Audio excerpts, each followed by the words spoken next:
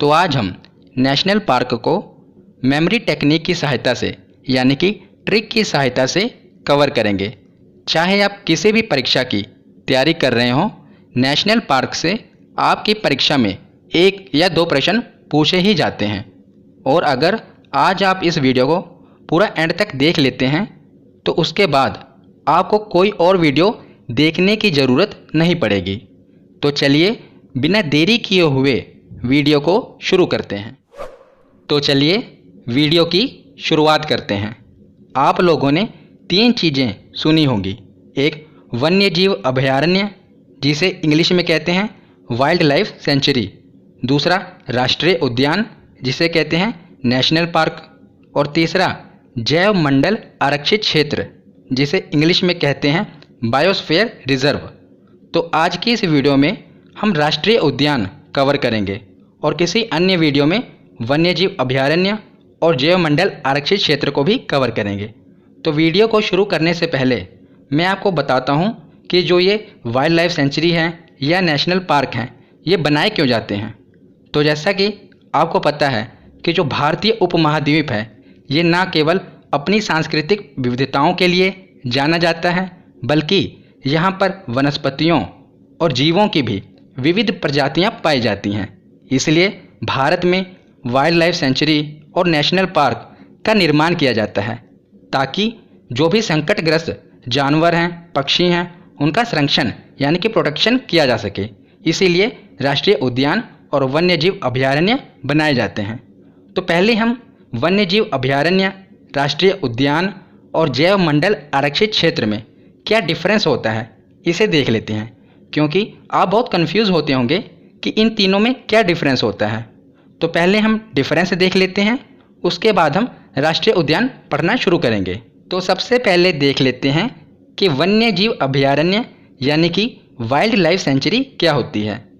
तो वन्यजीव अभयारण्य में किसी एक प्रजाति या कुछ विशिष्ट प्रजातियों का संरक्षण किया जाता है, यानी कि ऐसी प्रजाति जो या तो संकटग्रस्त हो या किसी क्षेत्र में कोई विशिष्ट प्रजाति का जानवर पाया जाता हो, तो उसका संरक्षण करने के लिए वन्यजीव अभयारण्य का निर्माण किया जाता है। मतलब कि उस प्रजाति को बचाने के लिए वन्यजीव अभयारण्य का निर्माण किया जाता है। और वन्यजीव अभयारण्य में कुछ सीमा तक जानवरों को चराने, लकड़ी इकट्ठा करने तथा पर्यटन की छूट होती है। मतलब कि इसमें कुछ हद तक मानव गतिविधियों की छूट होती है। वो अपनी मतलब कि जानवरों को चरा सकते हैं, लकड़ियाँ इकट्ठा कर सकते हैं और पर्यटन की भी छूट होती है। तो उसके बाद हम देखते हैं कि राष्ट्रीय उद्यान क्या होता है। तो राष्ट्रीय उद्यान में सभी जीवों का संरक्षण समान रूप से किया जाता है। तो हमने वन्यजीव अभयारण्य में पढ़ा कि किसी एक प्रजाति या कुछ विशिष्ट प्रजातियों का ही संरक्षण किया जाता है, पर राष्ट्रीय उद्यान में क्या होता है कि राष्ट्रीय उद्यान के अंतर्गत जितनी भी प्रजातियां आती हैं सभी का संरक्षण समान रूप से किया जाता है, चाहे कोई भी चीज़ हो। उसमें हम वनस्पतियों का भी संरक्षण करते हैं, जानवरों का भी संरक्षण करते हैं और पूरे के पूरे उस पर्यावरण यानी कि एनवायरनमेंट का संरक्षण करते हैं जो कि राष्ट्रीय उद्यान के अंतर्गत आता है। और राष्ट्रीय उद्यान में किसी भी प्रकार की मानव गतिविधि प्रतिबंधित है। हमने वन्यजीव अभयारण्य में देखा कि वहाँ पर कुछ हद तक मानव गतिविधि जो है वो अलाउड है, जैसे कि वो अपने जानवरों को चरा सकते हैं, लकड़ियाँ इकट्ठा कर सकते हैं और पर्यटन की छूट है। पर राष्ट्रीय उद्यान में ऐसी किसी भी प्रकार की मानव गतिविधि प्रतिबंधित है। तो मतलब कि अगर हम कहें तो सबसे सख्त कानून है राष्ट्रीय उद्यान के, और उससे कम सख्त हैं वन्यजीव अभयारण्य के, और उससे भी कम सख्त कानून है जैव मंडल आरक्षित क्षेत्र के। तो अब हम देखते हैं कि जैव मंडल आरक्षित क्षेत्र क्या होता है।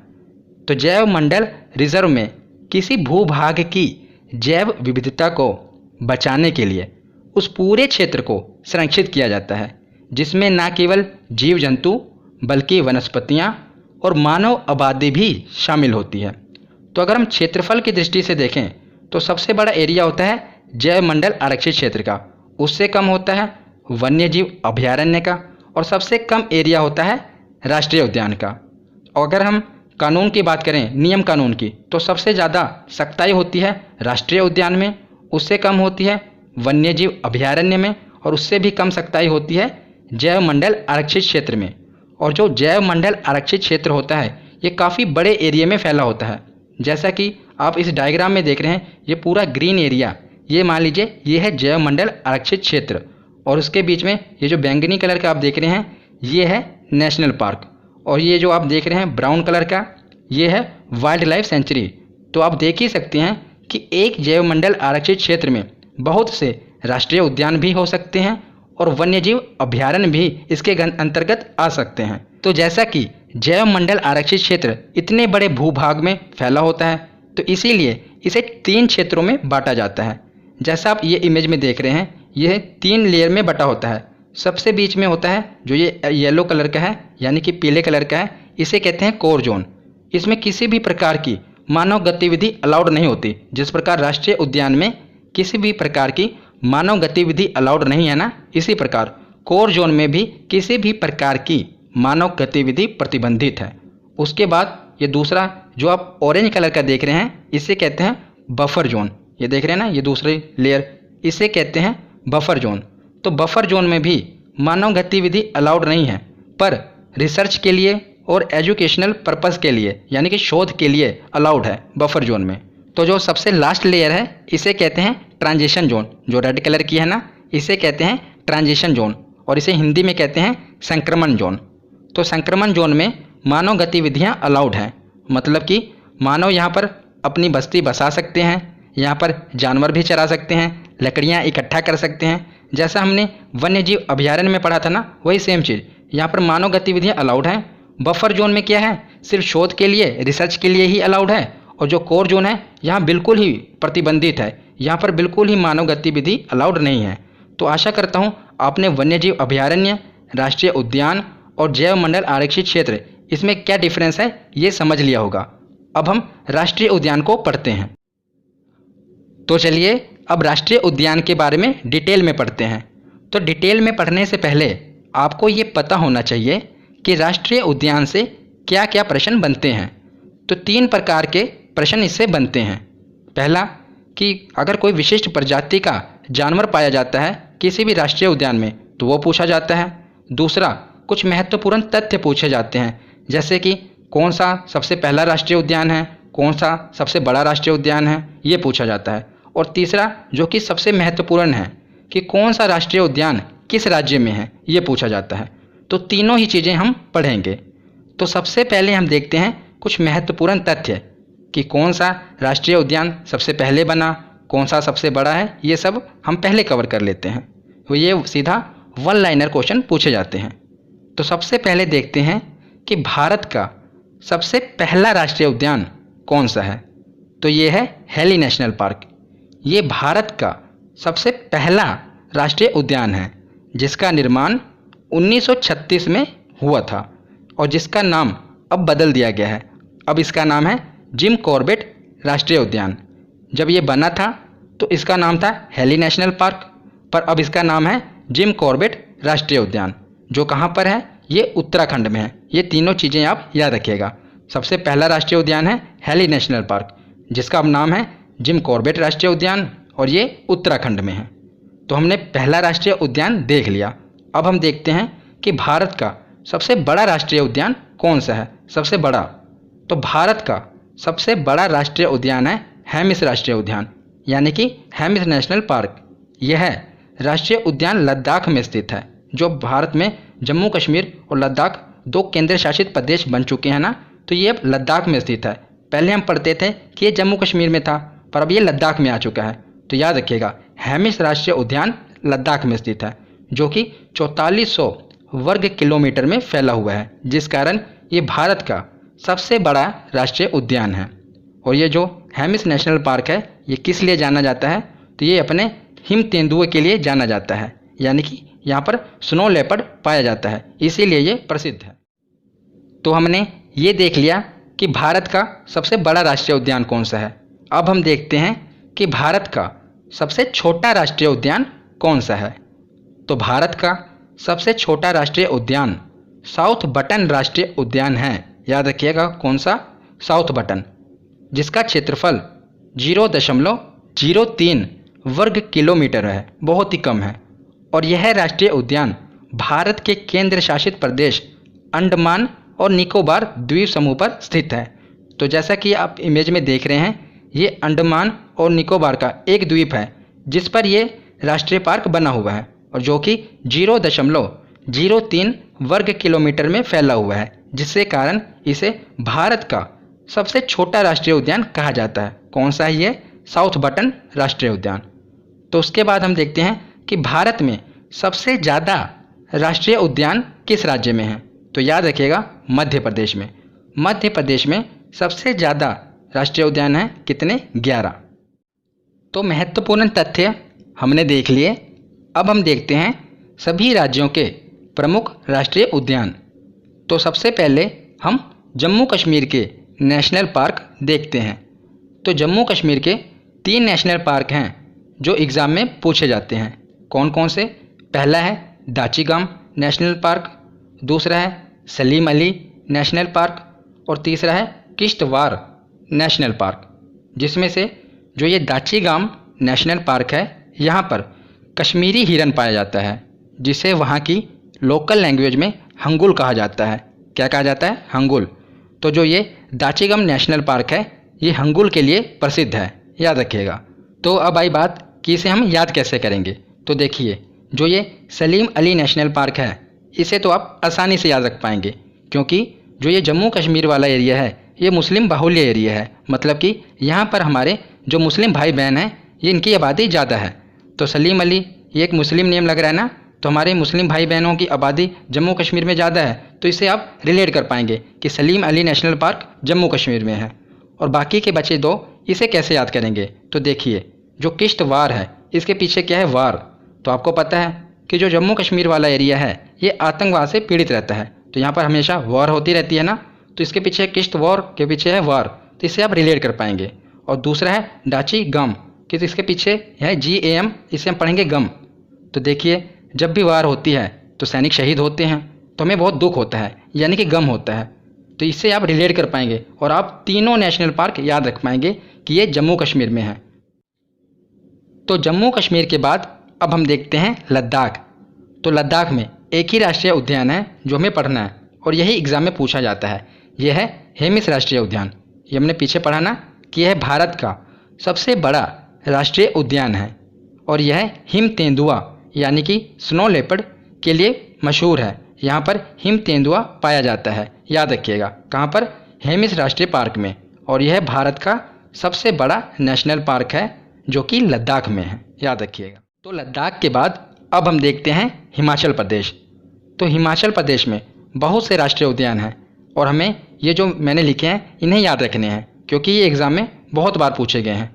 तो सबसे पहले देखते हैं कौन सा है? Great Himalayan national park. बाद में हम इसकी ट्रिक देखेंगे, पहले आप एक बार देख लीजिए। पहला है ग्रेट हिमालयन नेशनल पार्क, दूसरा है पिन वैली नेशनल पार्क, तीसरा है खीर गंगा नेशनल पार्क, चौथा है सिम्बलबारा नेशनल पार्क और पांचवा है इंदर किला नेशनल पार्क। तो ये 5 प्रमुख राष्ट्रीय उद्यान हैं हिमाचल प्रदेश में जो हमें याद रखने हैं। तो इसकी मैंने एक ट्रिक बनाई है जिससे आप इसे याद रख सकते हैं। तो ट्रिक क्या है? देखिए, अगर आप बिना ट्रिक के भी याद रख सकते हैं तो कोई बात नहीं, आप बिना ट्रिक के याद कर लीजिए। अगर आपको ट्रिक की सहायता से याद होता है तो आप ट्रिक की सहायता से याद कर लीजिए। तो इसकी ट्रिक है कि सिम्बा ने हिमालय की वैली पर इंदर के साथ खीर खाई। इससे आप ये 5 याद रख लेंगे। देखिए, सिम्बा एक फिल्म भी आई थी ना जिसमें रणवीर सिंह एक्टर थे।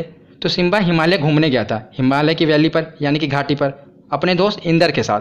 तो जब वहाँ पर उसको ठंडी लगी तो उसने गर्मा गर्म खीर खाई। तो इसी से आप रिलेट करेंगे कि सिम्बा ने हिमालय की वैली पर इंदर के साथ खीर खाई। तो अब देखिए, इससे आपको 5 नाम याद रहेंगे। सिम्बा से क्या रहेगा? सिम्बलबारा नेशनल पार्क, हिमालय से great Himalayan national park, valley से Pin valley national park, Inder से इंदर किला नेशनल पार्क और खीर से खीर गंगा नेशनल पार्क। ये 5 के 5 राष्ट्रीय उद्यान हिमाचल प्रदेश में है। तो ये है इसके ट्रिक जिससे आप इसे आसानी से याद रख सकते हैं। तो हिमाचल प्रदेश के बाद अब हम देखते हैं उत्तराखंड। तो उत्तराखंड में भी 6 प्रमुख राष्ट्रीय उद्यान हैं जो हमें याद करने हैं। तो इन्हें हम आसानी से याद कर लेंगे। देखिए कैसे। पहला है जिम कॉर्बेट नेशनल पार्क। ये तो हमने पढ़ा भी पीछे कि ये भारत का सबसे पहला नेशनल पार्क है। तो ये बताने की ज़रूरत तो नहीं पड़ेगी, आपको याद होना चाहिए कि ये उत्तराखंड में है। दूसरा है नंदा देवी नेशनल पार्क, तीसरा है गोविंद नेशनल पार्क, चौथा है valley of flower national park, पांचवा है गंगोत्री नेशनल पार्क और छठा है राजाजी नेशनल पार्क। तो अब इसे हम देखिए मैप में देख लीजिए, ये सभी नेशनल पार्क हैं। तो अब हम देखते हैं कि इन्हें याद कैसे करेंगे। तो जो पहला है जिम कॉर्बेट नेशनल पार्क, ये तो आपको याद ही होना चाहिए कि ये उत्तराखंड में है, क्योंकि ये हमारे भारत का पहला नेशनल पार्क है। अब हम देखते हैं कि बाकी के जो बचे इन्हें याद कैसे करेंगे। तो आपको पता होगा जो उत्तराखंड है ये तीर्थ स्थलों के लिए यानी कि देवी देवताओं के स्थान के लिए फेमस है। तो सबसे ऊपर है नंदा देवी नेशनल पार्क यानी कि नंदा देवी माता। दूसरा गोविंद यानी कि कृष्ण भगवान, तो ये तीर्थ स्थलों के लिए फेमस है ना, देवी देवताओं के लिए। तो नंदा देवी, गोविंद, जब वहाँ पर इतने देवी देवता होंगे तो वैली ऑफ फ्लावर यानी कि फूलों की घाटी तो होगी इनके चरणों में चढ़ाने के लिए, माता के और भगवान के चरणों में फूल चढ़ाने के लिए वहाँ पर फूलों की घाटी तो होगी ही ना। तो वैली ऑफ फ्लावर भी यहीं पर है उत्तराखंड में। और चौथा है गंगोत्री नेशनल पार्क। तो मैंने आपको गंगा नदी तंत्र वाली वीडियो में बताया था ना कि जो उत्तराखंड है यहीं पर है गंगोत्री ग्लेशियर, जहाँ से भागीरथी नदी निकलती है। गंगोत्री ग्लेशियर से भागीरथी नदी निकलती है और दूसरी उत्तराखंड से ही एक नदी निकलती है अलकनंदा, और यही दोनों मिलके आगे गंगा नदी बनाती हैं। तो ये गंगोत्री ग्लेशियर कहाँ पर है, तो उत्तराखंड में ही है। तो वहीं पर है गंगोत्री नेशनल पार्क और एक बचा राजाजी नेशनल पार्क, इसे आप याद रख लीजिएगा। तो देखिए Nanda Devi, Govind, valley of flower और गंगोत्री ये हमने एक ही साथ रिलेट करके पढ़ लिए। और जिम कॉर्बेट नेशनल पार्क ये सबसे महत्वपूर्ण है, तो हमें पता ही होना चाहिए था ना कि ये उत्तराखंड में है, जो कि भारत का सबसे पहला राष्ट्रीय उद्यान है। तो इन्हें सब याद रखिएगा आप। तो अब आगे देखते हैं, 3 राज्य हैं उत्तर प्रदेश, बिहार और झारखंड। इन तीनों में आपको एक एक ही नेशनल पार्क याद रखना है और यही पूछे जाएंगे। तो पहले देखते हैं उत्तर प्रदेश। तो उत्तर प्रदेश में है दुधवा नेशनल पार्क। कौन सा, दुधवा राष्ट्रीय उद्यान। तो इसे आप कैसे याद रखेंगे, आपको पता होगा कि पूरे भारत में सबसे ज़्यादा दूध का उत्पादन उत्तर प्रदेश से ही होता है। तो कहाँ से होता है, उत्तर प्रदेश से सबसे ज़्यादा दूध का उत्पादन। तो इसीलिए याद रखिएगा कि दुधवा राष्ट्रीय उद्यान भी उत्तर प्रदेश में ही है, दूध से आप रिलेट करिएगा। उसके बाद देखते हैं बिहार। तो बिहार में है वाल्मीकि राष्ट्रीय उद्यान, ये तो बहुत फेमस है, आपको पता ही होगा कि वाल्मीकि राष्ट्रीय उद्यान कहाँ पर है, तो ये है बिहार में। और तीसरा देखते हैं झारखंड। तो झारखंड में भी आपको एक ही याद रखना है, ये है बेतला नेशनल पार्क। कौन सा, बेतला। तो इसे आप कैसे याद करेंगे, तो एक छोटी सी कहानी से आप इसे याद कर पाएंगे। तो आपको पता होगा कि झारखंड का एक बेटा है जिसने पूरे झारखंड का नाम रोशन किया है।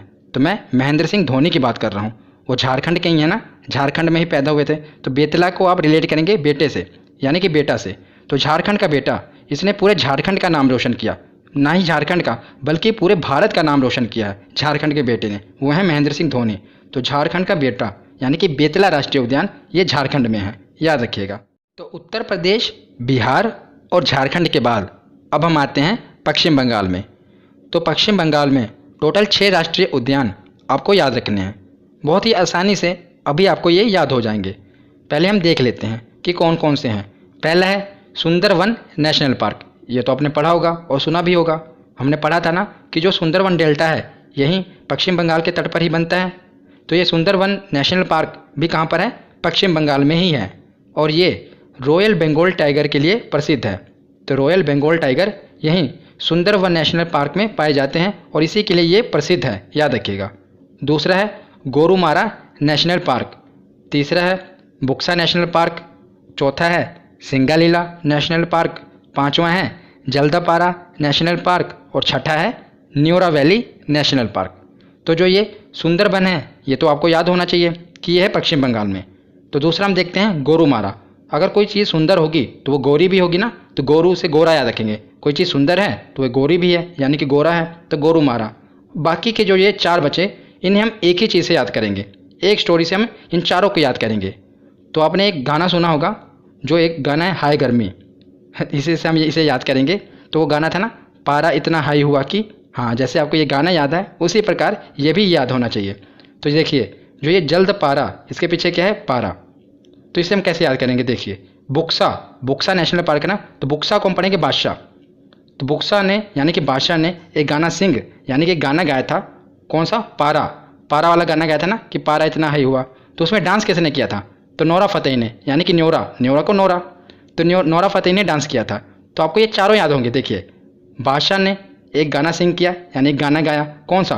पारा वाला। तो पारे वाले गाने में डांस किसने किया था? तो नोरा फतेही ने, यानी कि न्योरा ने। तो ये चारों नेशनल पार्क आप इस एक स्टोरी से यानी कि रिलेट कर पाएंगे, जिससे आपको ये कभी नहीं भूलेंगे, क्योंकि ये इंपॉर्टेंट है, इसलिए मैंने आपको बताएं। क्योंकि सुंदरबन ये तो सभी को पता होता है, पर बाकी जो ये चार हैं ये नहीं पता होते। अब हम इन्हें भी याद रख पाएंगे। तो पश्चिम बंगाल के बाद अब हम देखते हैं उड़ीसा। तो उड़ीसा में कुल 2 राष्ट्रीय उद्यान हैं जो एग्ज़ाम में बार बार रिपीट होते हैं। इन्हीं को याद रखिएगा। पहला है भीतरकनिका नेशनल पार्क और दूसरा है सिमलीपाल नेशनल पार्क। ये आप देख रहे हैं इमेज में, ये है भीतरकनिका और ये है सिमलीपाल। तो इसकी एक ट्रिक है। देखिए, आपको पता होगा कि भारत के जितने भी तटीय राज्य हैं ना, ये जितने भी तटीय राज्य हैं ये बाकी राज्यों की तुलना में ज़्यादा डेवलप हैं। आप देखेंगे तो ये बाकी राज्यों की तुलना में जितने भी तटीय राज्य हैं जो समुद्र से सटे हुए हैं ये ज़्यादा विकसित है। पर इसमें से अकेला जो ये उड़ीसा है ये विकसित नहीं है, ये थोड़ा भी पिछड़ा हुआ है। और बाकी के जितने राज्य हैं आप देखेंगे, गुजरात हो गया, महाराष्ट्र हो गया, तमिलनाडु, केरल, आंध्र प्रदेश, ये सभी काफ़ी डेवलप हैं। पर जो ये उड़ीसा राज्य है ये अभी भी पिछड़ा हुआ है। तो यही है ट्रिक कि जो उड़ीसा है अभी भी भीतर से सिंपल है। भीतर से कैसा है? सिंपल है, अभी भी बेचारा डेवलप नहीं हुआ है। तो भीतर से भीतरकनिका और सिंपल से सिमलीपाल। तो उड़ीसा भीतर से सिंपल है। इस एक ट्रिक से आप दोनों नेशनल पार्क भीतरकनिका और सिमलीपाल याद रख पाएंगे कि ये उड़ीसा में है, क्योंकि उड़ीसा भीतर से सिंपल है। तो उड़ीसा के बाद अब हम देखते हैं राजस्थान। तो राजस्थान में आपको टोटल 4 राष्ट्रीय उद्यान याद रखने हैं। पहला है डेजर्ट नेशनल पार्क। तो डेजर्ट तो आपको पता होगा कि पूरे राजस्थान में मरुस्थल है ना ज़्यादातर। तो डेजर्ट नेशनल पार्क कहाँ पर होगा? तो राजस्थान में ही होगा। दूसरा है रणथंभौर नेशनल पार्क। तो रणथंभौर भी ऐसा ही नाम है जो कि राजस्थान में ही होगा। रणथंभौर, चित्तौड़गढ़, ये सब कहाँ होते हैं? राजस्थान में ही ऐसे नाम होते हैं। तो रणथंभौर नेशनल पार्क भी राजस्थान में ही है। बाकी के जो 2 बचे इन्हें हम याद करेंगे एक ट्रिक से। तीसरा है सरिस्का नेशनल पार्क और चौथा है केवला देव नेशनल पार्क। और याद रखिएगा, केवला देव नेशनल पार्क में साइबेरियन सारस के लिए प्रसिद्ध है। ये केवला देव नेशनल पार्क, यहाँ पर साइबेरियन सारस पाए जाते हैं। याद रखिएगा, ये पूछा गया है एग्जाम में। तो हम सरिस्का और केवला देव इन दोनों नेशनल पार्क को याद करते हैं कि इन्हें याद कैसे करेंगे। तो आपको पता होगा कि राजस्थान में बहुत ही वीर और प्रतापी राजा हुए हैं। जो राजपूत राजा हुए ये बहुत प्रतापी राजा थे। इनका मानना था कि ये अपना सर कटा देंगे पर झुकाएंगे नहीं। ये झुकाते किसके आगे थे? या तो माता पिता या देव के आगे, यानी कि केवल देव के, देव यानी कि देवताओं के आगे। तो वो अपना सर कटा देंगे पर झुकाएंगे नहीं। सर से सरिस्का नेशनल पार्क, राजस्थान में ही राजपूत राजा थे ना। और केवला देव, केवल देव के आगे ही अपना सर झुकाते थे। देव या जो देवतुल्य हों जैसे कि माता पिता हों उनके आगे ही अपना सर झुकाते थे और किसी के आगे नहीं। तो सरिस्का और केवला देव, इससे आप रिलेट करके पढ़ पाएंगे। एक छोटी सी कहानी सी है जिसे आप याद कर पाएंगे। तो राजस्थान के बाद अब हम देखते हैं गुजरात। तो गुजरात में आपको टोटल 4 नेशनल पार्क याद रखने हैं। कौन कौन से? पहला है ब्लैक बक नेशनल पार्क यानी कि काला हिरन। दूसरा है वंसदा नेशनल पार्क और तीसरा है गिर नेशनल पार्क और चौथा है मरीन नेशनल पार्क। तो ये 4 नेशनल पार्क हैं जो आपको याद रखने हैं। तो इनकी मैंने एक ट्रिक बनाई है जिससे आप इन चारों को याद रख पाएंगे। तो इसकी ट्रिक क्या है कि गुजरात की ब्लैक बक वन में गिर कर मर गई। तो वन में क्या हुआ? अचानक गिर गई और वो मर गई। तो कैसे याद रखेंगे? देखिए, ब्लैक बक गुजरात की ब्लैक बक है ना, तो गुजरात की ब्लैक बक से ब्लैक बक, वन मतलब कि वंसदा, गिर नेशनल पार्क, गिर कर मर गई, मर से मरीन नेशनल पार्क। तो चारों आप याद रख पाएंगे इस ट्रिक से कि गुजरात की ब्लैक बक वन में गिरकर मर गई। बहुत ही आसान ट्रिक है जिससे आप गुजरात के सभी जो नेशनल पार्क हैं याद कर पाएंगे। तो वीडियो को कंटिन्यू करने से पहले मैं आपको कुछ बताना चाहता हूं कि आप में से कई लोगों के मुझे रोज़ ये मैसेज आते हैं इंस्टाग्राम पर कि सर बताइए PDF के चार्जेस कितने हैं और ये PDF कहाँ पर मिलेंगी। तो मैं आपको बताना चाहता हूँ कि मैं जितनी भी वीडियो प्रोवाइड करता हूँ ये सभी फ्री हैं और मेरे द्वारा जितनी भी PDF प्रोवाइड की जाती है मैं सभी वीडियो की free of cost PDF provide करता हूँ आपको। इसलिए मैं कोई भी चार्जेस नहीं लेता। जितनी भी PDF मैं प्रोवाइड करता हूँ ये सभी आपके लिए फ्री है। बस इतना ही चार्ज है कि जितना मैं मेहनत से पढ़ाता हूँ उतनी ही मेहनत से आप भी पढ़िए और अपने मुकाम को हासिल करिए। जो भी आपका टारगेट है उसे हासिल करिए, यही मेरे लिए रिवॉर्ड होगा। और जितनी भी मेरी PDF हैं ये आपको study vines official Telegram channel पर मिल जाएंगी फ्री ऑफ कॉस्ट।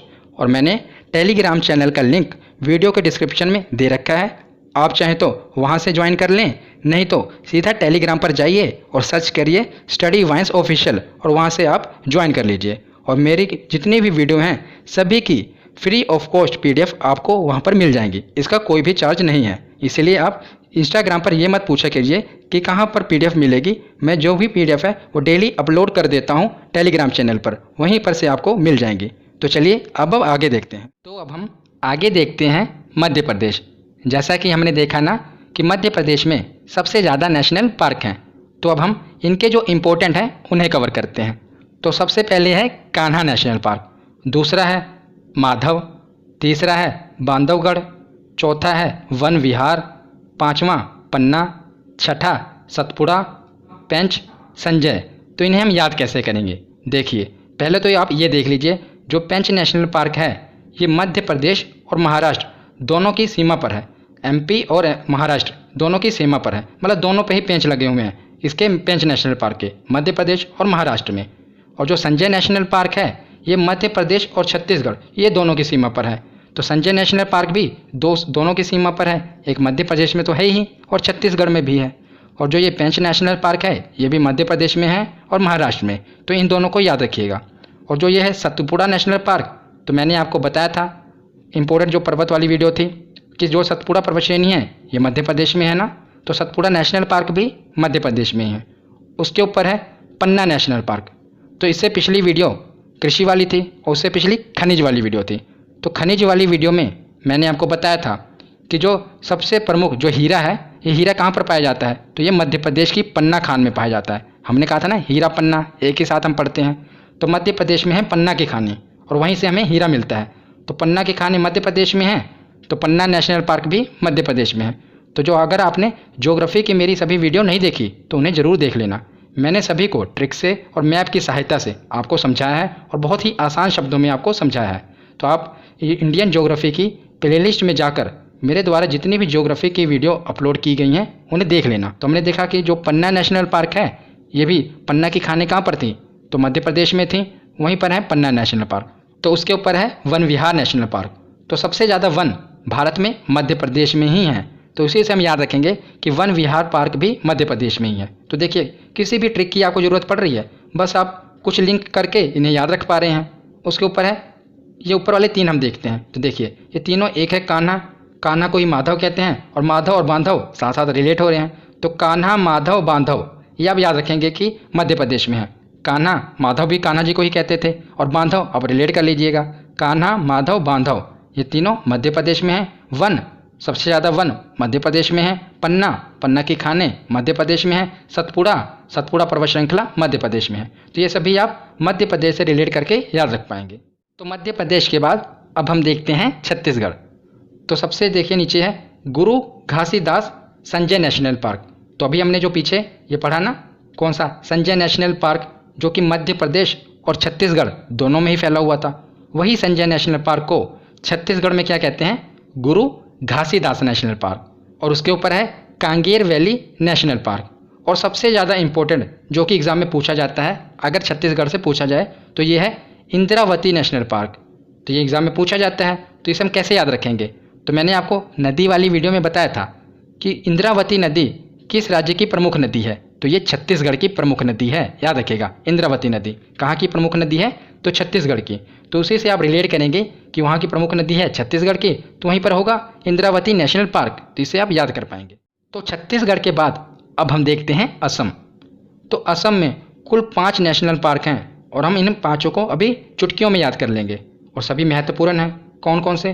पहला है मानस नेशनल पार्क, दूसरा है नामेरी नेशनल पार्क, तीसरा है मोस्ट इम्पोर्टेंट कौन सा, काजीरंगा नेशनल पार्क। आपने काजीरंगा नेशनल पार्क के बारे में सुना होगा ना।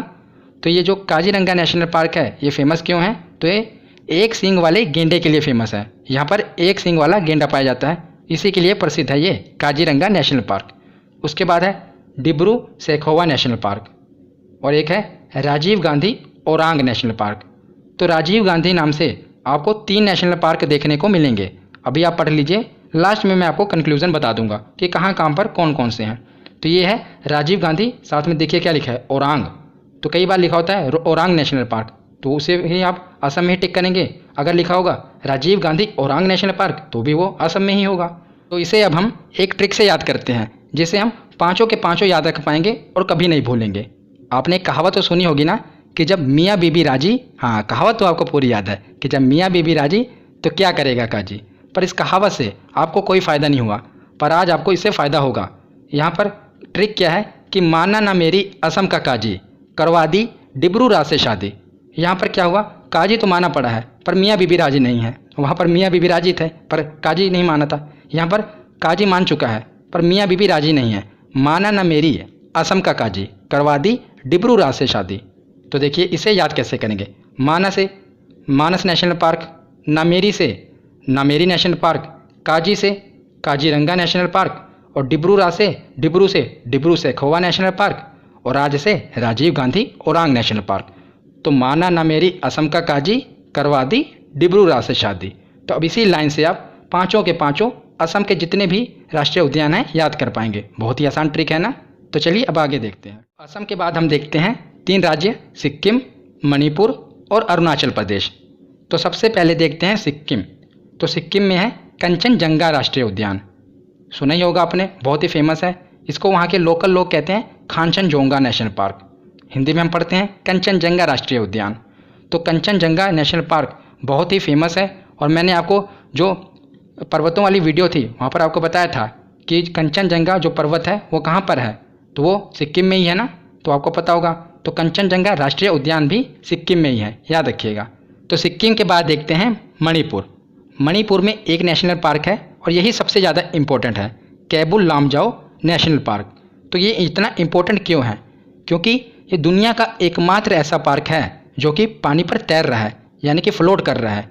ये दुनिया का एकमात्र तैरता हुआ नेशनल पार्क है, इसीलिए ये इम्पोर्टेंट बन जाता है। तो मैंने आपको झील वाली वीडियो में बताया था कि मणिपुर में एक झील है लोकटक झील, वहीं पर ये नेशनल पार्क है जिसका नाम है कैबुल लामजाओ नेशनल पार्क। और वहाँ पर मैंने आपको ट्रिक बताई थी ना, जिससे आप राज्य, झील और ये पार्क तीनों को एक साथ याद कर पाओगे। मैं दोबारा बता देता हूँ।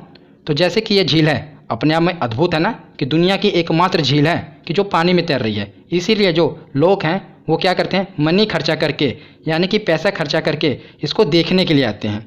तो मनी खर्चा करके कौन से किसको देखने आते हैं, कैबुल लामजाओ पार्क को, क्योंकि ये दुनिया का एकमात्र तैरता हुआ पार्क है। तो मनी खर्चा करेंगे यानी कि पैसा खर्चा करेंगे, मनी से मणिपुर, तो लोग देखने आएंगे। लोग से लोकटक झील, यानी कि लोकटक झील पर है कौन सा नेशनल पार्क है, तो कैबुल लामजाओ नेशनल पार्क है, क्योंकि ये दुनिया का एकमात्र तैरता हुआ पार्क है, इसलिए लोग मनी खर्चा करके इसे देखने आते हैं। तो याद रखिएगा।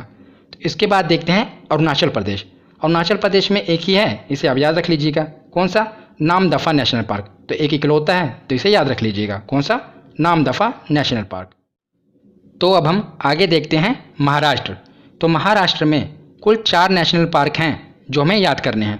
कौन कौन से, पहला है संजय गांधी नेशनल पार्क, दूसरा है ताडोबा नेशनल पार्क, तीसरा है गुगामल नेशनल पार्क, और चौथा है नवेगांव नेशनल पार्क। तो याद रखिएगा, यहाँ पर है संजय गांधी नेशनल पार्क। अभी हमने पीछे एक पढ़ा था मध्य प्रदेश में संजय नेशनल पार्क, वहाँ था सिर्फ संजय नेशनल पार्क, जो कि मध्य प्रदेश और छत्तीसगढ़ में भी एंटर करता था। छत्तीसगढ़ में उसे गुरु घासीदास कहते थे और मध्य प्रदेश में क्या कहते थे, संजय नेशनल पार्क। जब उसके साथ लग जाए गांधी, संजय गांधी नेशनल पार्क, तो वो है महाराष्ट्र में, याद रखिएगा। और उसके साथ है ताडोबा राष्ट्रीय उद्यान, गुगामल राष्ट्रीय उद्यान और नवेगांव राष्ट्रीय उद्यान। तो इसे हम याद कैसे करेंगे, तो आपको पता होगा जो नवेगांव है, गोरेगांव, ये कहाँ पर है, महाराष्ट्र में है ना। तो इसकी ट्रिक है कि संजय और गुगामल महाराष्ट्र के नवेगांव में तंबोला खेल रहे थे। तो तंबोला आपको पता है गेम है, तो ये दोनों मिलकर संजय और गुगामल ये महाराष्ट्र के नवेगांव में क्या कर रहे थे, तंबोला खेल रहे थे। जब नवेगांव आएगा तो आपको पता रहेगा ये महाराष्ट्र में ही है। तो संजय और गुगामल नवेगांव में तंबोला खेल रहे थे। तो देखिए कैसे होगा कि संजय से संजय गांधी नेशनल पार्क, गुगामल से गुगामल नेशनल पार्क, नवेगांव से नवेगांव और तंबोला से ताडोबा, तंबोला ताडोबा। तो ये चारों आप इस आसान सी ट्रिक से याद रख पाएंगे। बहुत ही आसान ट्रिक है कि संजय और गुगामल महाराष्ट्र के नवेगांव में तंबोला खेल रहे थे।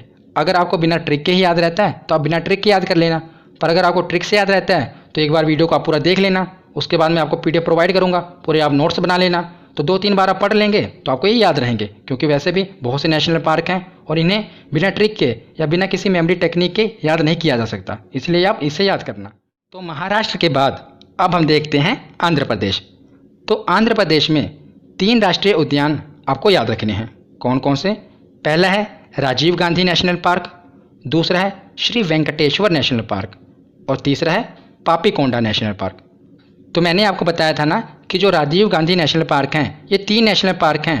आप अक्सर कंफ्यूज रहते होंगे कि कौन सा राजीव गांधी कहाँ पर हम टिक करें, तो मैं आपको बताता हूँ। देखिए, अगर लिखा है राजीव गांधी ओरांग नेशनल पार्क, साथ में लिखा हो ओरांग, अगर खाली ये लिखा हो कि ओरांग नेशनल पार्क तो वो भी असम में है। अगर ये लिखा हो राजीव गांधी ओरांग नेशनल पार्क तो भी असम में ही होगा।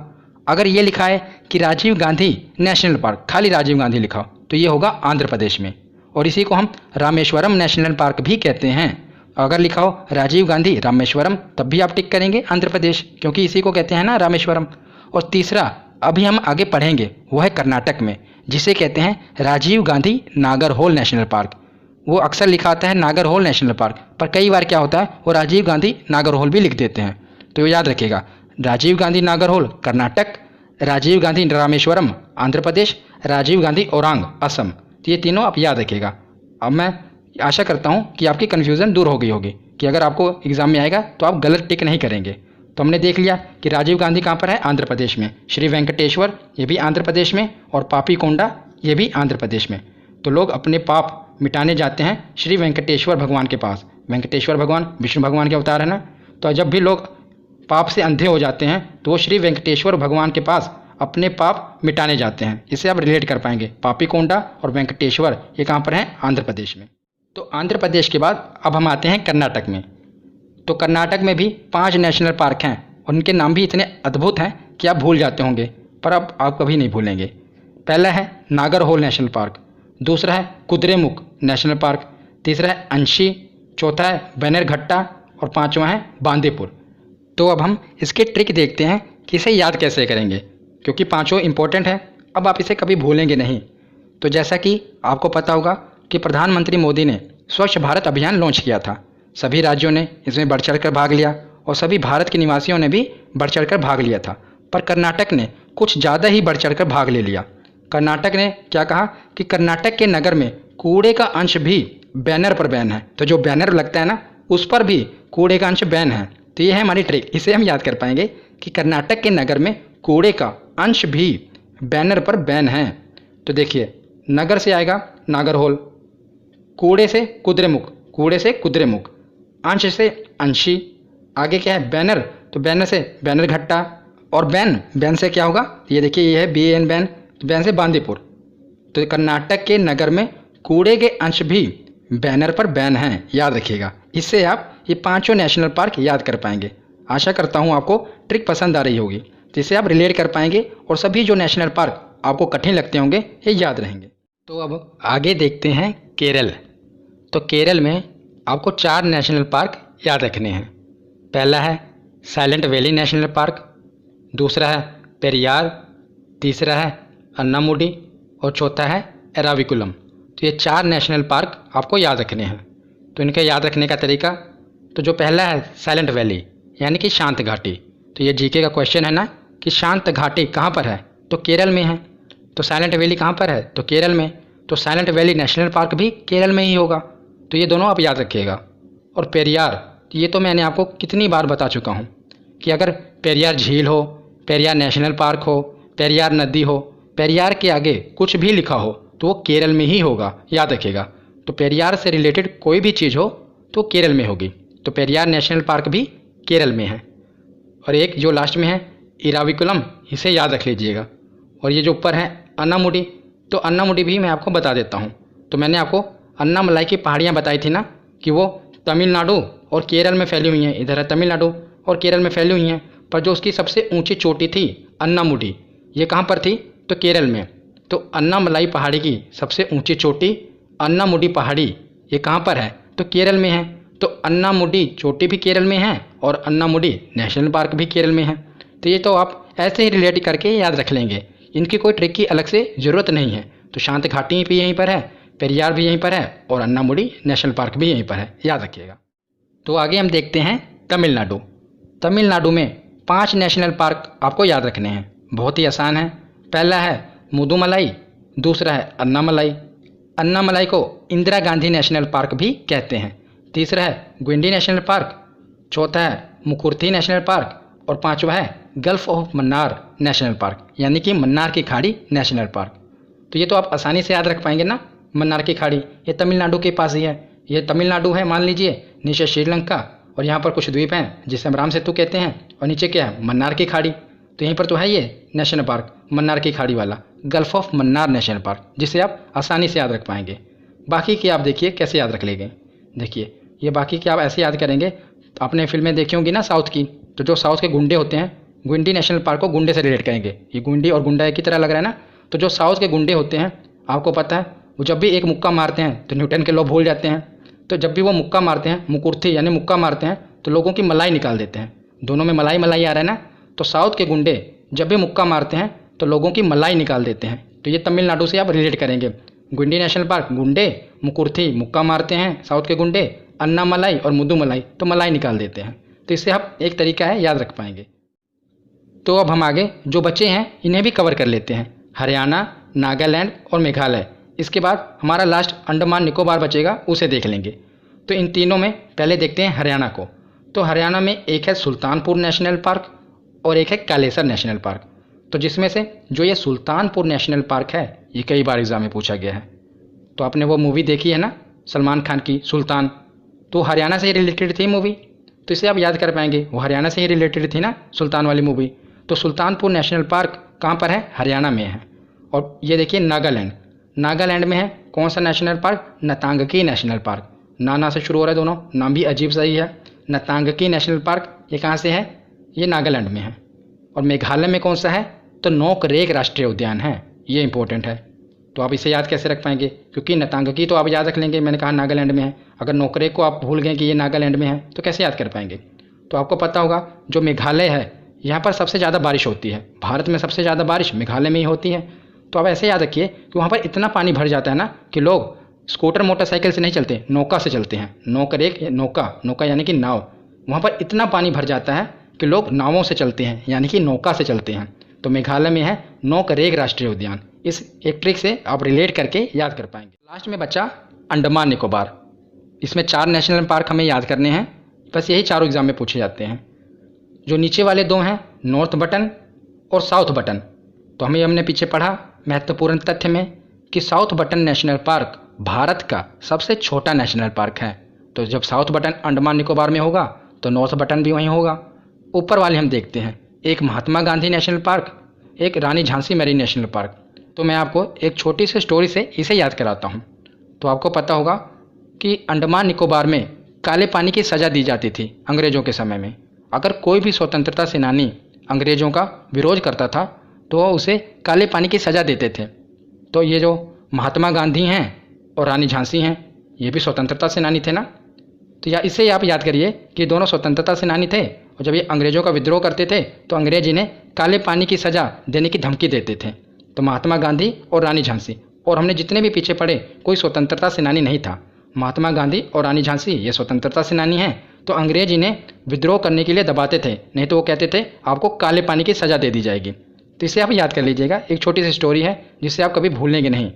तो आज की ये वीडियो यहीं पर ख़त्म होती है। कैसी लगी ये वीडियो कमेंट सेक्शन में ज़रूर बताना। धन्यवाद।